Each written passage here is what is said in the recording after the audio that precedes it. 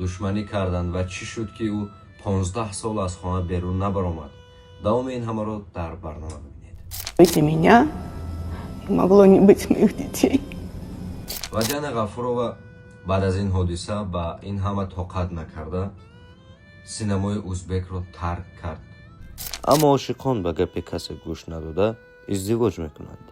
در حال پس از توی دختر به خانه والدین شوهر میرود. Сейчас я хочу честно ответить всем. این بانو رو شناختید؟ بله خودی تخمین علی است که او بانوی جوان 21 ساله است که در یک مدت کوتاه سربنی دیرکتور در شرکت فابریک شده است که زیاده از 300 شاگرد دارد و غیر از این از 15 ساله سر کرده تا 65 ساله در تگ دست او کار میکند. عین حال کدامی که در همین رقم‌های روی اکران با تخمین بانو مینویسد شما را 3 بار به زینه دیرکتوری برده میرساند و همچنین شما صاحب 13500 سامانی و صاحب 10000 سامانی بونوس از شرکت فابریک میگردید. در اینجا کمانده به نهایت خوب هست که در مدت کوتاه شما را به زینه‌های بلند میرساند. شما باید چیکار کنید که مثل تخمین علی در دلارهای کلان برآمد کرده صاحب چک‌های پولی کلان گردید. خودی حاضر به تخمین بانو مراجعت کنید، شما را در مدت کوتاه به زینه‌های بلند میرساند و مبلغ‌های کلان را صاحب میشوید. دوستان و تماشاچیان صحیفه مهراب رو به شما سلام میگویم. امروز در برنامه نوبتی ما درباره یکی از چهره‌های شناخته سینمای ازبک دیانا غفورова به شما معلومات میدیم. دیانا غفورова یکی از قهرمانان اساسی فیلم سوپر کلینچک میباشد. زندگی او چی شد؟ چرا مردم با او بدگویی کردند؟ چرا در حق او دشمنی کردند و چی شد که او 15 سال از خانه بیرون نبرآمد؟ دوام این همه را در برنامه ببینید. دیانا غفورова زمستون سال 1989 در ازبکستان تولد شده است. اویلش در پایتخت کشور در شهر تاشکند زندگی میکردند. دیانا در مکتب خواننده خوب بود و منتظم در درس‌های دراموی اشتراک میکرد. پس از ختم مکتب دیانا نقشه ادامه تحصیل را نداشت، اما رفتن به محفل‌های دراموی را بس نکرد. روز هنگام درس در استودیو دیرکتور مشهور به نزد دختر آمد. در آن وقت دیانا همگی 18 ساله بود.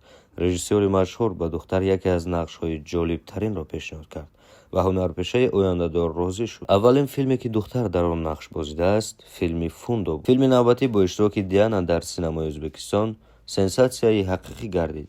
دختر در ملودرام مشهور با نام سوپر کلینچک نقش اساسی را گرفت. سوژت فیلم درباره عشق دو جوان که آرزوی توی دارند نقل میکند. اما بچه با عائله عنعنوی ازبک تعلق دارد، در حالی که والدین عروس اینطور نیستند. در نتیجه والدین این جوان مخالف برگزاری توی هستند، اما عاشقان به گپ کسی گوش نداده ازدواج میکنند. در حال پس از توی دختر به خانه والدین شوهر میرود. برای خشتمانش همه کارها را میکند. پختن طعم‌های ملی را میآموزد. عرف و عادت‌های مردمی را رعایت میکند. فیلم سوپر کلینچک در آن زمان خیلی مشهور بود، ولی با گذشت 1 سال پس از فیلم در اینترنت نوار پورنوگرافی پهن شد که به قول آنهایی که این نوار را آماده کرده بودند، به قول دشمنان دیانا غفورova نقش اساسی آن را دیانا غفورova و رژیسور می‌بازید. و دیانا غفورova بعد از این حادثه با این همه طاقت نکرده سینمای ازبک را ترک کرد و دیگر هیچ وقت روی صحنه سینمای ازبک نآمد. دیانا در صحبت آخرش با ژورنالیستان چنین میگوید: بعد از فیلم سوپر کلینچک من خیلی مشهور شدم، ولی از سبب دشمنی نواری پورنوگرافی آماده کرده دشمنان که در یک شبانه روز در تمام ازبکستان پهن گشت و همین طور شد که از شهر برآمده رفتم و مدتی 15 سال من از خانه نبرآمدم و امروز به چنین فکر آمدم که دشمن همه وقت کارش را میکند و خطای اصلی من این بود که 15 سال در خانه نشستم و خود را کنار گرفتم و حالا فکر میکنم باید همان وقت از پی اثباتش میشدم، ولی حقیقت دیر هم باشد آشکار گشت و امروز زندگی خوب دارم. و حالا باشد دیانا عائله دار است و صاحب 2 پسر است. والدین جوان کوشش میکنند که پسران خود را در تربیت سالم به وی رسانند.